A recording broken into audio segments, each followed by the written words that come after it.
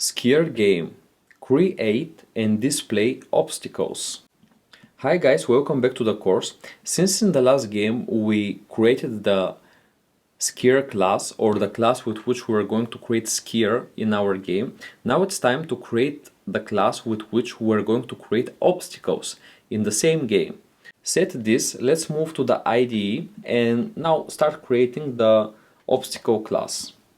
Let's write class obstacle class, and here we'll pass again a sprite. So pygame dot sprite dot sprite. Okay, and then the first thing, obviously, as we did the last time, will be to define the initialization of our obstacles. So I will do here def init self comma img dot path location and attribute.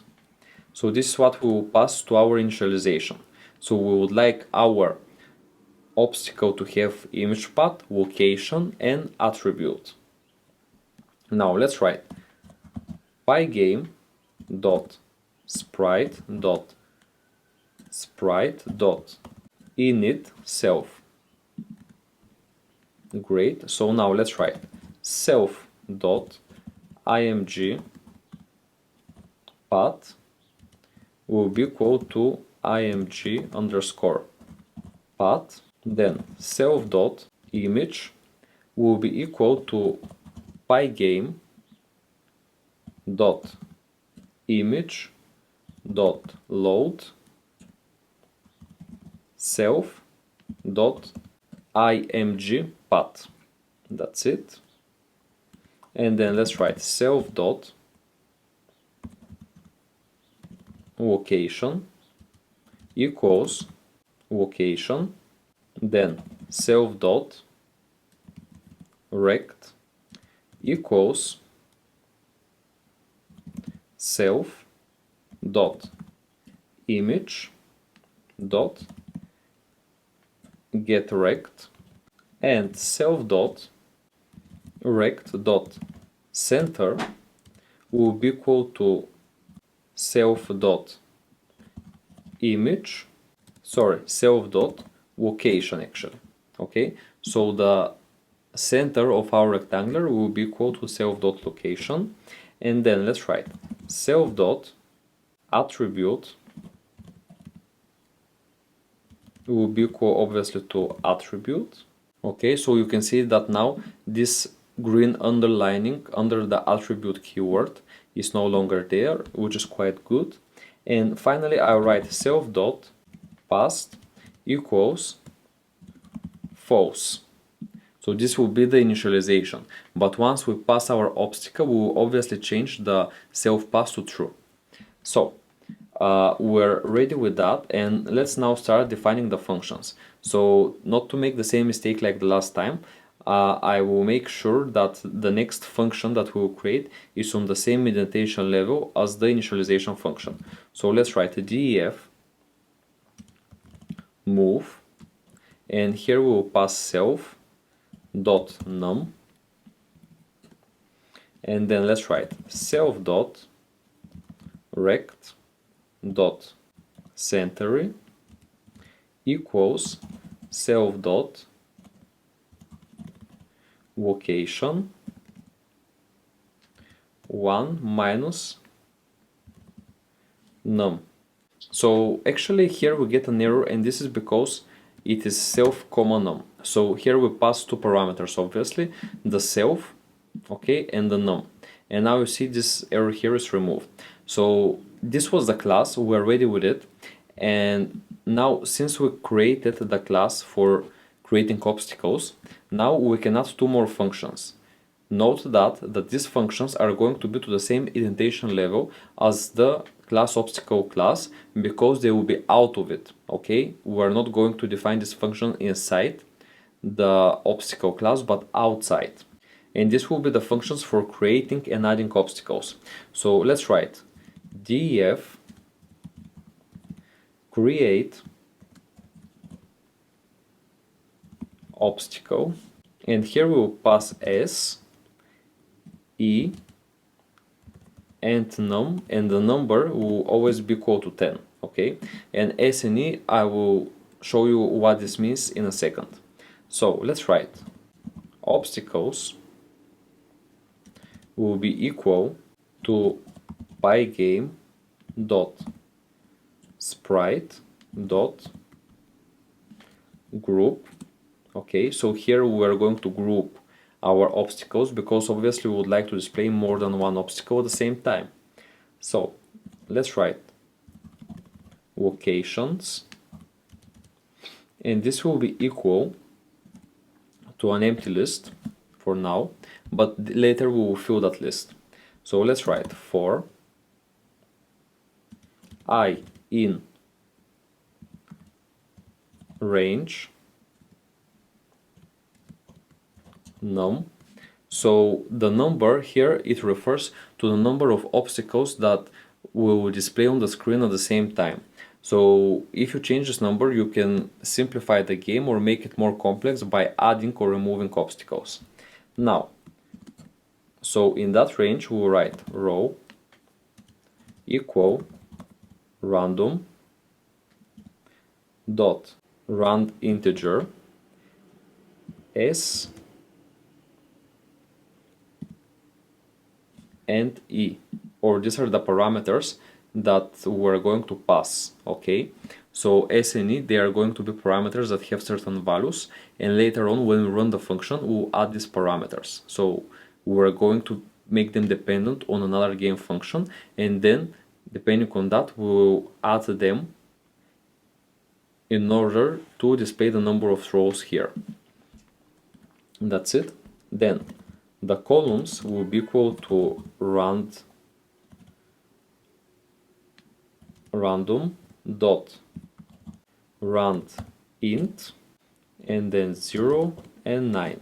Okay, so here is how we create random rows and columns. And then let's do the location. So location will be equal to column multiplied by 64 plus 20, comma, row multiplied by 64 plus 20. Okay, so this will be our location. And then, since we already defined the row, the columns, and the location for our obstacles, let's now write an if statement. So if location not in locations, so if the current location is not in our locations array that we created early on, or locations list actually in Python, then what we would like to do is to append, and for that reason here we will write locations dot append, and here we will write location. Okay, so each location will be appended inside this locations array. Now on the next line I will write attribute will be equal to random dot choice, and then list cfg dot obstacle paths dot keys. So you can see that here in the attribute what we're pretty much doing is accessing the CFG file and take the obstacle paths. One thing that you need to note here is that here it should be B, obstacles, right? And now we can continue. Let's write img path equals to CFG dot obstacle paths, and then let's write attribute. Okay, and you can see that when we write here attribute, now we don't get any warning here because we used this variable. Now, the next thing I will do is obviously to use our image path in setting up our obstacle. So let's write here obstacle equals to obstacle class, and here I will use the img path, okay, and then I will use the location, and finally the attribute, okay. And this is how we're creating an obstacle. So we use here the obstacle class to create an object obstacle using the image path, the location, and the attribute parameters we set it. But now you can see that there is a warning here, and we're getting this warning because we still didn't add in this obstacle group, we didn't add any obstacles, but we will do this right now. So let's write obstacles dot add, and we will add obstacle. So here is obstacles dot add obstacle. That's it. And here is how we're creating our obstacles group. Quite simple. So now let's go to the outer indentation level and write return obstacles. So this create objects function will return the group of obstacles that will be displayed in our screen. So once we created the obstacles from our obstacle class, so after we created the create obstacles function, let's write the next one with which we're going to actually add them inside our game. So I write def and then add obstacles, and here we'll pass the following parameters: obstacle 0, so obstacles 0, and obstacles 1. Okay, and now let's write obstacles will be equal to pygame dot sprite dot group. Okay, so we're creating again a sprite group here for the obstacles in that function, and then for obstacle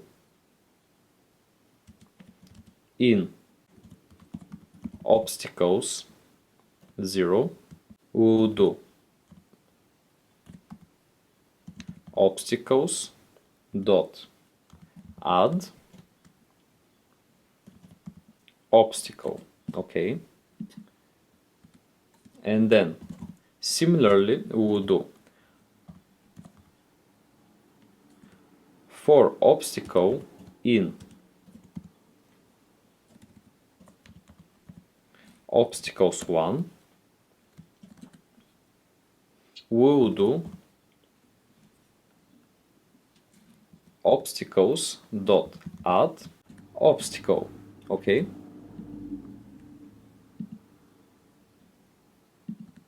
and then we will return obstacles. Okay, and just here inside the group we'll obviously add parentheses, because this is going to be a sprite group, okay, of the obstacles.